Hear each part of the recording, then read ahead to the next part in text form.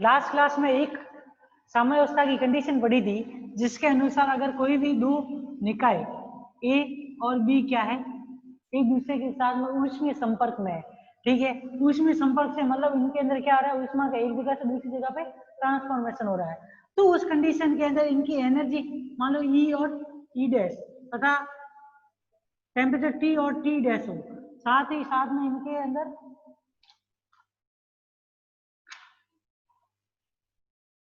और बीटा और इधर ये बीटा डैश, तीन क्वांटिटी होगी। बीटा और बीटा डैश तो क्या है, थर्मल टेम्परेचर है, जिसको थर्मल पैरामीटर भी बोलते हैं, ठीक है ना। तो देखो कौन सी कंडीशन में ये दोनों निकाय ऊष्मीय संपर्क के दौरान साम्यावस्था में होंगे, जब इनका टेम्परेचर क्या हो जाएगा, T equal to T dash. क्यों, क्योंकि एनर्जी तो टोटल निकाय की फिक्स रहेगी, उसमें किसी प्रकार कोई चेंज नहीं होगा। मेनली आपके जो डिपेंडेंसी होगी एक इस बीटा और बीटा डैश और टी डैश के ऊपर होगा, क्योंकि जो बीटा जो होता है वो किसके बराबर होता है, 1/kT के बराबर होता है। तो बीटा की डिपेंडेंसी ओनली फॉर ओनली किसके ऊपर होगी, 1/T के ऊपर।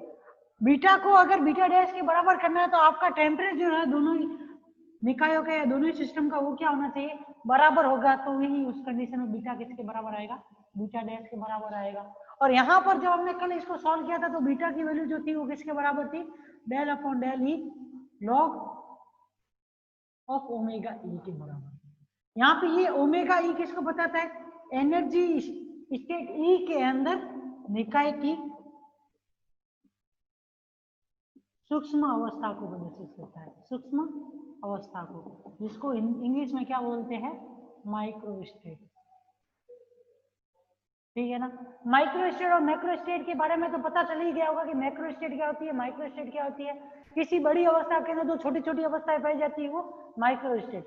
जैसे कि परमाणु, इलेक्ट्रॉन, न्यूट्रॉन, प्रोटॉन को ले लोगे तो उस कंडीशन के अंदर परमाणु क्या होगा, मैक्रो स्टेट होगा, और परमाणु के अंदर पाए जाने वाले इलेक्ट्रॉन, प्रोटॉन, न्यूट्रॉन ये सब किसके अंदर आ जाएंगे, माइक्रो स्टेट में आ जाएंगे। जैसे कि आपने 4 सिक्कों को उछाला, 4 सिक्कों को उछाला तो टोटल आपको कितनी अवस्थाएं मिलेगी, उसकी 16 अवस्थाएं मिलेगी।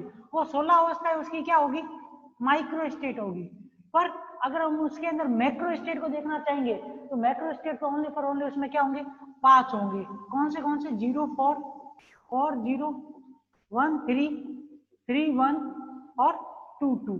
मतलब ये हेड और टेल के आने की पोजीशन है, कितने सिक्कों के ऊपर हेड आ रहा है, कितने सिक्कों के ऊपर टेल आ रहा है। तो देखो 0 के ऊपर हेड और 4 के ऊपर टेल कौन सी कंडीशन में आएगा, सिर्फ एक ही अवस्था के अंदर आ सकता है। 0 के ऊपर हेड और 0 के ऊपर टेल और 4 के ऊपर हेड, वो भी एक ही अवस्था में आएगा। इसके अंदर 4 अवस्था है, इसमें भी 4 और इसमें 6, 4, 4, 8 और 6, 14 और 2, 16 अवस्थाएं होगी। तो ये ध्यान रखना, मैक्रो स्टेट और माइक्रो स्टेट के अंदर अगर आपको डिफरेंस मालूम है तो पहली यूनिट के अंदर समझने में लायक है कि कोई भी चीज नहीं है, ठीक है ना। अगर ये नहीं आती तो ये यूनिट भी समझ में आना थोड़ा सा मुश्किल है, ये क्या आगे वाला कुछ भी चीज समझ में आना काफी मुश्किल है। तो ध्यान रखना, माइक्रो स्टेट ओमेगा ई जो होता है उसको ज्ञात करने का फॉर्मूला जो होता है वो क्या होता है, एनसीआर। ये फॉर्मूला कब यूज किया जाएगा, जब आपको किसी मैक्रो स्टेट के अंदर क्या करना है, स्टेट में क्या करना हो, माइक्रो स्टेट को ज्ञात करना हो।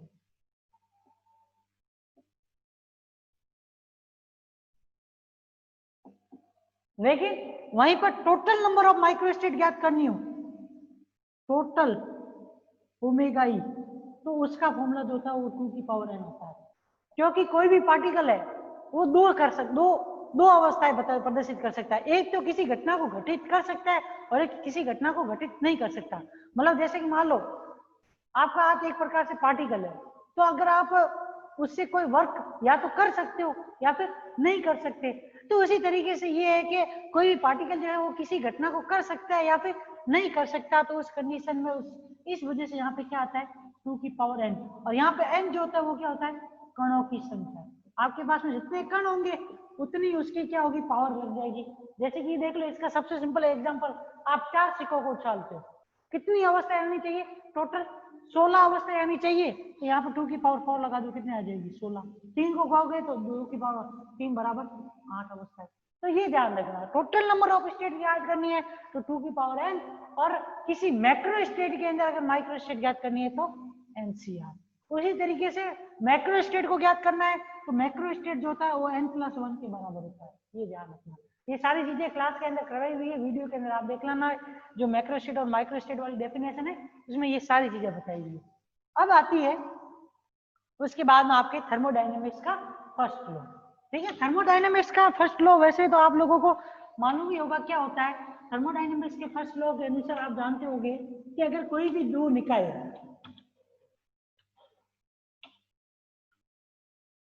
जो एक दूसरे के साथ में तो साम्य अवस्था में नहीं है, पर वो किसी तीसरे निकाय के साथ में कैसे हो, साम्य अवस्था में हो, तो उसके बाद जब वो तीसरे निकाय के साथ साम्य अवस्था में होते हैं तो इसका मतलब ये समझ लो कि वो पहले दो निकाय भी आपस में क्या होंगे, साम्य अवस्था में होंगे। देखिए जैसे कि डायग्राम से समझो,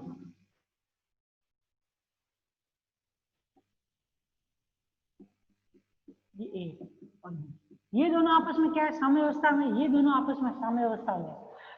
इसका टेम्परेचर टी ए, इसका टेम्परेचर टी बी, इसका टेम्परेचर टी सी।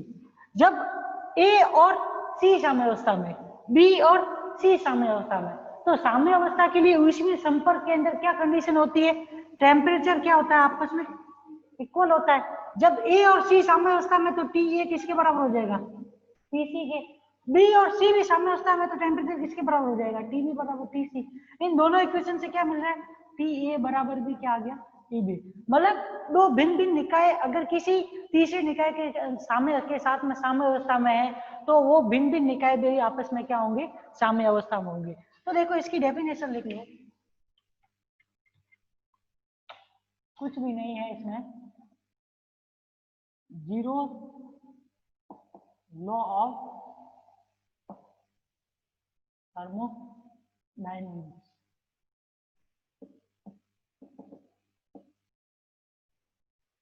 इस नियम के अनुसार, इस नियम के अनुसार यदि दो भिन्न भिन्न निकाय तीसरे निकाय के साथ साम्य अवस्था में है हो तो वे आपस में भी क्या होते हैं, भी साम्य अवस्था में होते हैं। ठीक है, अब आप देखो ए एंड बी, कोई भी दो निकाय ले लिया आपने, ठीक है, वो क्या है, सी के साथ में क्या है, साम्य अवस्था में है। डायग्राम वही का वही पुराना वाला, ये ए, ये बी, ये सी, इसका टेम्परेचर टी सी, इसका टेम्परेचर टी ए, इसका टेम्परेचर टी बी। तो जब ए और सी साम्य अवस्था में है तो उस कंडीशन में टी ए किसके बराबर हो जाएगा, टी सी के। जब बी एंड सी साम्य अवस्था में है तो टी बी किसके बराबर हो जाएगा, टी सी के। ये नंबर एक, ये नंबर दो, तो इक्वेशन नंबर 1 एंड 2 से क्या आ जाएगा, टी ए किसके बराबर आ जाएगा, टी बी के। मतलब जो दो निकाय आपने अलग अलग लिए वो भी क्या हो जाएंगे, आपस में साम्य अवस्था में हो जाएंगे, उनमें भी टेम्परेचर का क्या होगा, एक जगह से दूसरी जगह पे ट्रांसफॉर्मेशन होगा, वो भी क्या होंगे, एक प्रकार से उसमें संपर्क में होंगे। ठीक है, उसमें भी ऊष्मा का क्या हो सकेगा, ट्रांसफॉर्मेशन हो सकेगा। ठीक है, अब इसके बाद में आपके आता है वोल्टेज मान का एंट्रोपी रिलेशन। मतलब एंट्रोपी का और प्रोबेबिलिटी का आपस में क्या रिलेशन है, एंट्रोपी का और माइक्रोस्टेट का आपस में क्या रिलेशन है वो आपको मालूम होना चाहिए। ठीक है ना, क्योंकि इसके ऊपर डिपेंडेंट न्यूमेरिकल इक्वेशन सीधा पूछ लेता है, कोई भी आपको प्रोबेबिलिटी निकालने के लिए बोल देगा, क्योंकि माइक्रोस्टेट को आपको ज्ञात करनी आती है तो आपको कोई भी एक पार्टिकल दे दिए बहुत सारे और उन पार्टिकल की किसी अवस्था को घटित होने या नहीं घटित होने के लिए आपको पूछ लिया प्रोबेबिलिटी ज्ञात करो, प्रोबेबिलिटी आपने ज्ञात कर ली तो जो ये वाला अभी जो वोल्टेज मान एंट्रोपी फॉर्मूला है उसकी सहायता से आप क्या ज्ञात कर सकते हो, उस सिस्टम या उन कणों के एंट्रोपी का भी मान ज्ञात कर सकते हो। ठीक है, अब देखो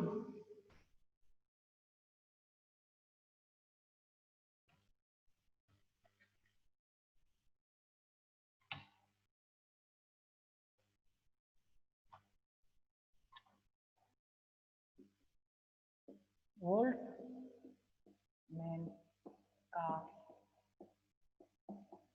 एंट्रोपी संबंध।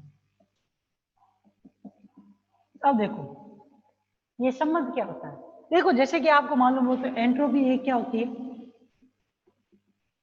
ऊष्मागतिकी की राशि है, ठीक है। एंट्रोपी क्या है, एक ऊष्मागतिकी की राशि जो कि टेम्परेचर के साथ में एनर्जी में कितना परिवर्तन हो रहा है उसको प्रदर्शित करती है। सेकंड लॉ ऑफ थर्मोडायनेमिक्स पढ़ा होगा जिसमें entropy, change in entropy is equal to क्या होता है, change in energy of the system with respect to temperature. Temperature के साथ में एनर्जी के अंदर जो होने वाला परिवर्तन होता है वो किसके द्वारा प्रदर्शित किया जाता है, चेंज एंट्रोपी में होने वाले चेंज के द्वारा प्रदर्शित किया जाता है, ठीक है। अब देखो एंट्रोपी क्या है, एक ऊष्मागतिकी की राशि है और प्रायिकता जो होती है वो क्या होती है, एक सांख्यिकी राशि होती है।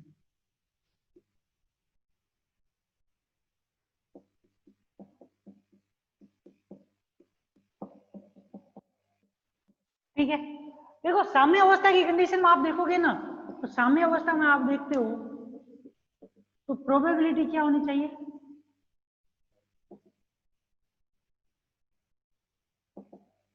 मैक्सिमम होती है, ठीक है।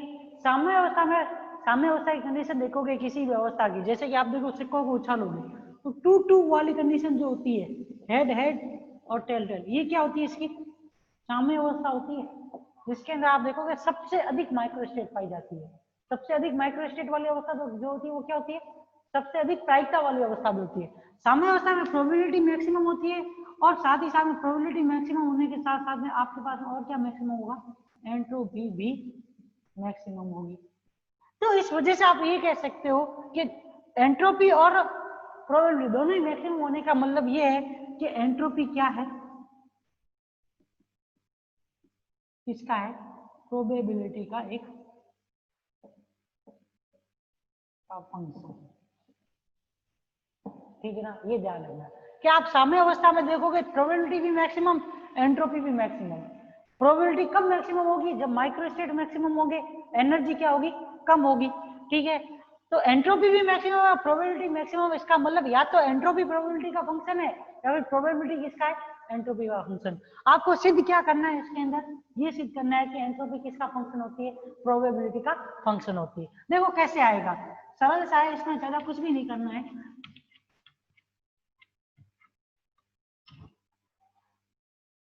ऊष्मागतिकी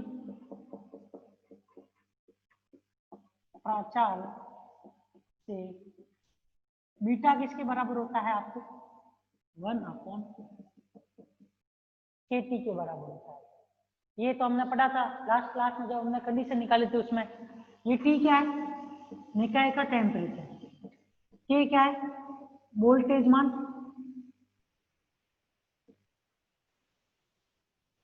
कांस्टेंट है, ठीक है। अब यहां से आप क्या लिख सकते हो, 1/T equals to K of beta लिख सकते हो, ठीक है। और जब कोई निकाय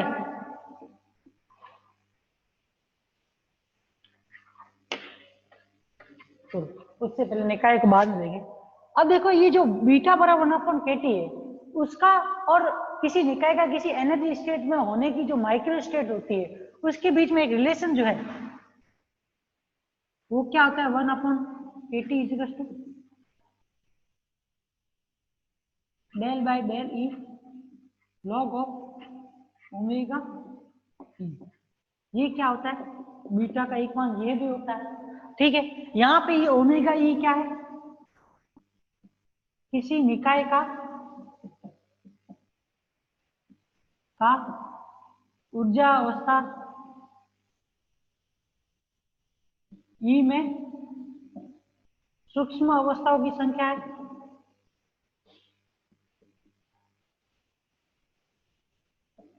ठीक है। तो अब देखो यहां से 1/kT बराबर क्या आ गया, del by del E log omega E, तथा अगर किसी निकाय में ऊर्जा में कितना परिवर्तन किया जाए, डी ई परिवर्तन किया जाए, तो उसकी एंट्रोपी में होने वाला परिवर्तन ऊष्मागतिकी के द्वितीय नियम से हम क्या पढ़ते हैं, ds बराबर dE अपॉन P पढ़ते हैं। ठीक है, यह पढ़ते हैं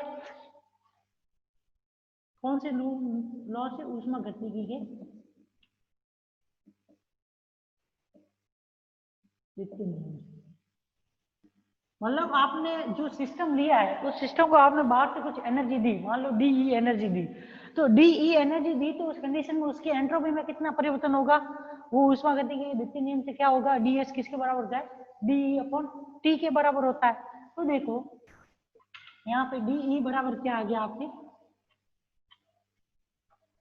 ये 1 अपॉन टी किसके बराबर आ जाएगा, डीएस अपॉन डीई के बराबर आ जाएगा,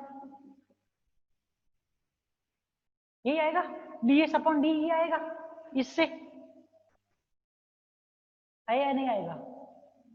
ठीक है, अब यहां से 2 से मान किस में रख दो, इस इक्वेशन के अंदर। ठीक है, इक्वेशन नंबर 3 से मान इक्वेशन नंबर 1 में रखेंगे, 1 अपॉन के डी एस अपॉन डीई बराबर क्या आ जाएगा आपके, del by del E log of omega E आ जाएगा। अब इसका क्या कर लो, समाकलन करो, सीधा सा इंटीग्रेशन करोगे तो आपको मालूम है, इंटीग्रेशन करोगे तो दोनों तरफ किसके सापेक्ष, एनर्जी के सापेक्ष है, तो हट जाएगा और एक साथ में पीछे क्या आ जाएगा, कांस्टेंट आ जाएगा। तो यहाँ से ds अपॉन डीई को आप क्या लिख सकते हो, K del by del E log of omega. समाकलन करने पर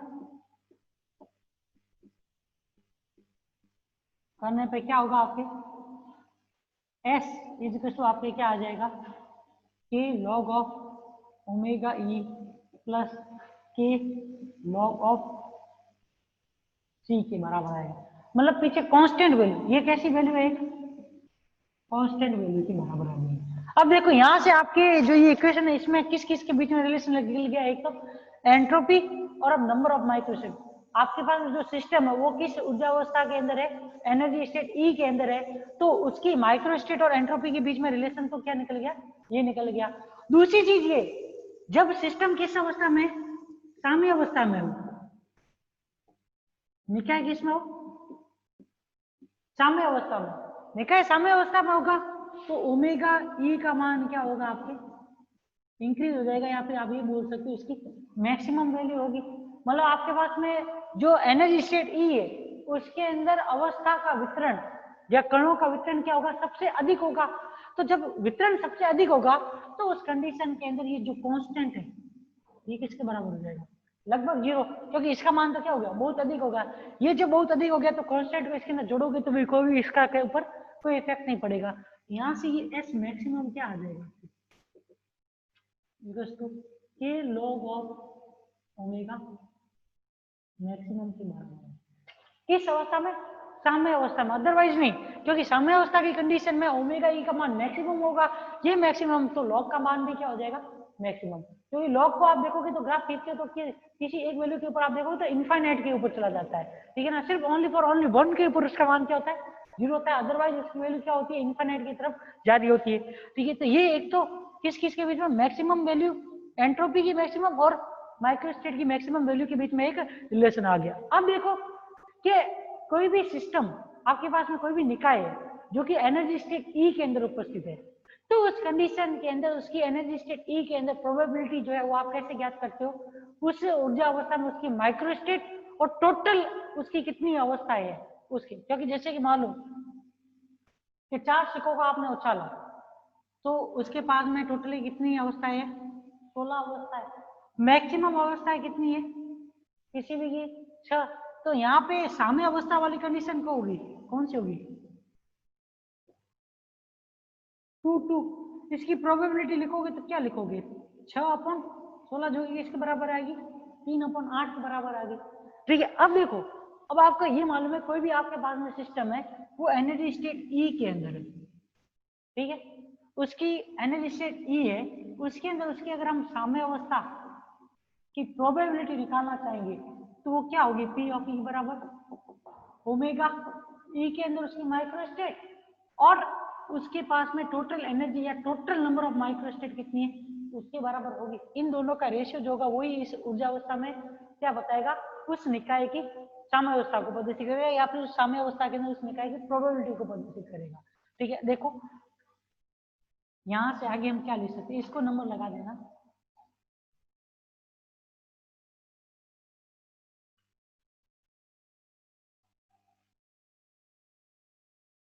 चार।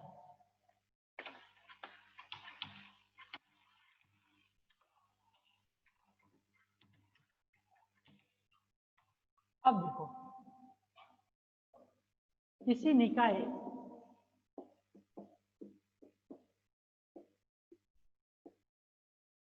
की ऊर्जा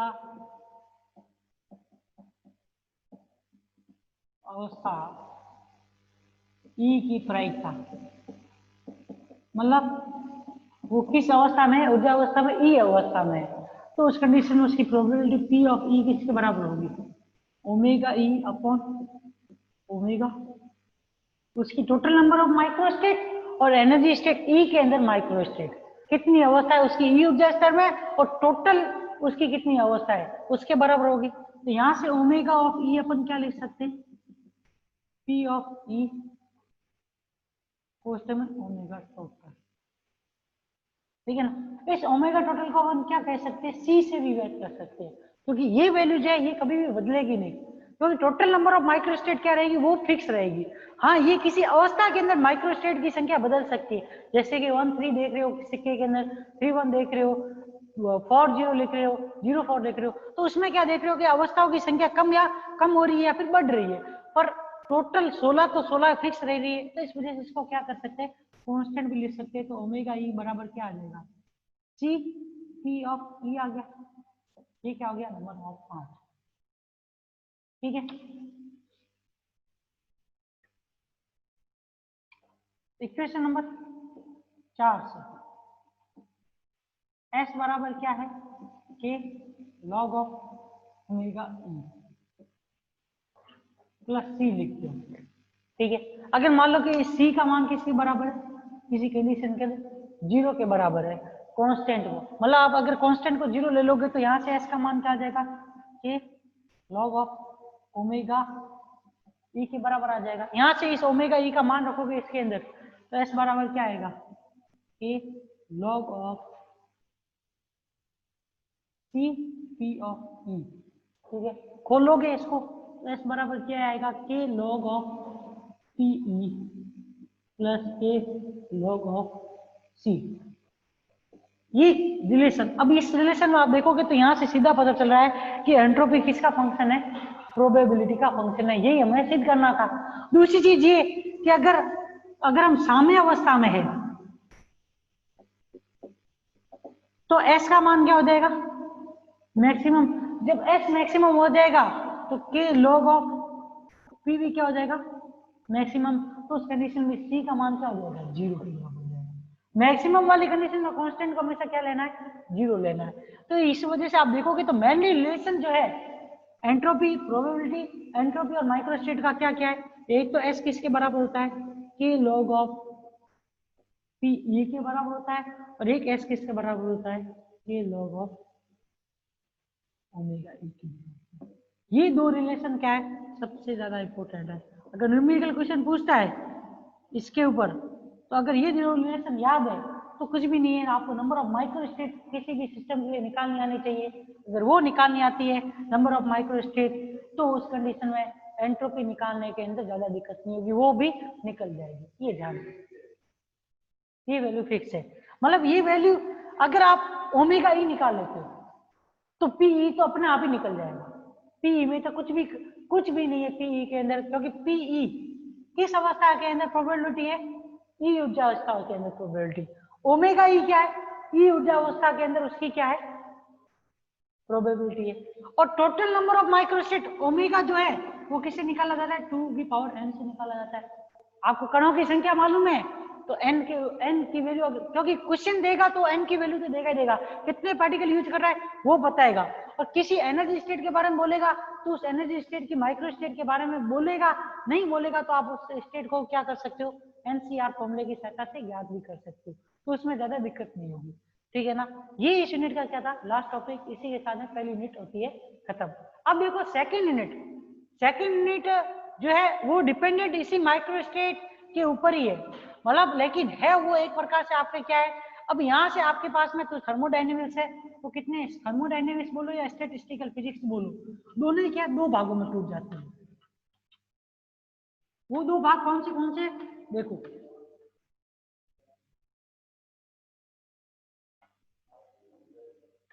अब देखो स्टैटिस्टिकल फिजिक्स और थर्मल फिजिक्स, ये दोनों क्या होते हैं, दो भागों के अंदर होते हैं। एक तो क्या होती है, इसको किसके थ्रू पढ़ा जाता है, क्लासिकली पढ़ा जाता है, और एक इसको किसके थ्रू पढ़ा जाता है, क्वांटम मैकेनिक्स के थ्रू पढ़ा जाता है।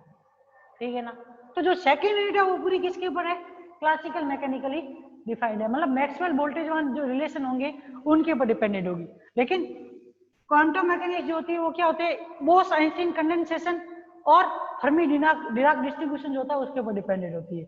मतलब एक तो कैसे होगी, भेद कणों के ऊपर होगी, और एक जो होगी वो कैसे कणों के ऊपर होगी, अभेद कणों के ऊपर होगी। मतलब आप ये समझ लो कि जो क्लासिकल मैकेनिकली आप स्टैटिस्टिकल फिजिक्स को पढ़ते हो या थर्मल डायनामिक्स को पढ़ते हो, तो उसमें जो पार्टिकल होता है वो कैसा होता है, डिस्टिंग्विशेबल होता है, मतलब भेद कण होते हैं, मतलब आप दो अलग अलग कणों को उसमें क्या कर सकते हो, पहचान सकते हो। और क्वांटम मैकेनिकली जो होता है वो क्या होते हैं, अभेद कण होते हैं, इनडिस्टिंग्विशेबल कण होते हैं, जिनके अंदर आप क्या नहीं कर सकते, दो कणों को अलग अलग भेद नहीं सकते। मतलब आपको उन दोनों कणों को एक साथ में लेके चलना पड़ेगा, दोनों की कंडीशन दोनों की स्टेट को एक साथ में लेके चलोगे तभी आप उसको पढ़ सकोगे। इसमें जो आती है वो क्या आती है आपके, मैक्सवेल वोल्टेज मान डिस्ट्रीब्यूशन आता है। ठीक है, लेकिन इसमें जो डिस्ट्रीब्यूशन आता है वो क्या होता है, एक तो फर्मी डिराक और एक बोस आइंस्टीन वाला आता है, फर्मी डिराक डिस्ट्रीब्यूशन और बोस आइंस्टीन डिस्ट्रीब्यूशन, ये दोनों ही, एक तो क्लासिकल के अंतर्गत पढ़ा जाएगा, दूसरा क्या पढ़ा जाएगा, क्वांटम मैकेनिकली आपको पढ़ना पड़ेगा। दोनों ही चीजें अलग अलग है, क्लासिकल पढ़ रखी है आपने, क्वांटम भी पढ़ ली, तो दोनों ही चीजों में आपको मालूम है क्या क्या डिफरेंस है। जो चीज क्लासिकली जो नहीं की जाती उसको हम क्वांटम मैकेनिकल के अंदर इमेजिनेशन करके उसको प्रूव करते हैं। ठीक है ना, तो ये ध्यान रखना दोनों का ही, दोनों में क्या होगा, कुछ ना कुछ डिफरेंस होगा। उसी डिफरेंस के आधार के ऊपर जो स्टैटिकल फिजिक्स और थर्मल फिजिक्स है उनको क्या है, दो अलग अलग डिस्ट्रीब्यूशन के आधार के ऊपर समझा जाता है। ठीक है, तो देखो इसके अंदर जो सबसे पहले स्टार्ट होता है, ये डिस्ट्रीब्यूशन तो बाद में आएगा, लेकिन उससे पहले आपके पास में जो निकाय या सिस्टम आते हैं उसके अंदर सबसे पहले यूज होता है वो है एन सिंबल।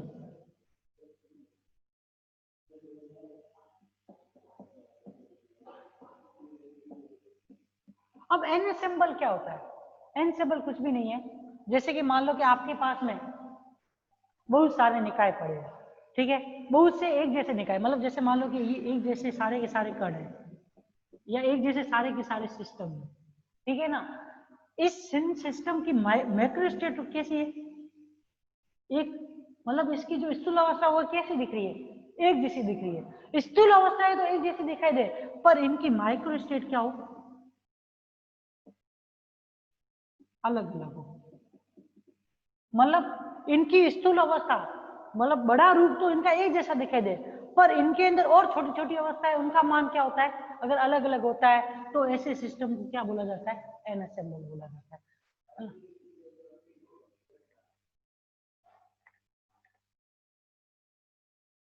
ठीक है, एनसेम्बल के अंदर कुछ भी नहीं है, कोई भी सिस्टम है बहुत सारे आपके पास में जो एक जैसे दिखाई देंगे, पर उनके अंदर जो माइक्रो स्टेट होगी उनकी संख्या अगर अलग अलग होती है तो ऐसे निकाय या ऐसे सिस्टम को क्या बोला जाता है, एनसेम्बल बोला जाता है। ठीक है, ये एनसेम्बल भी क्या होते हैं, तीन प्रकार के होते हैं।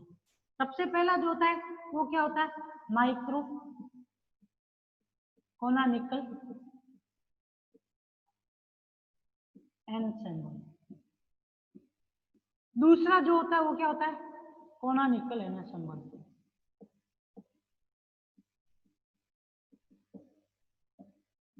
थर्ड क्या होगा, ग्राउकोनानिकल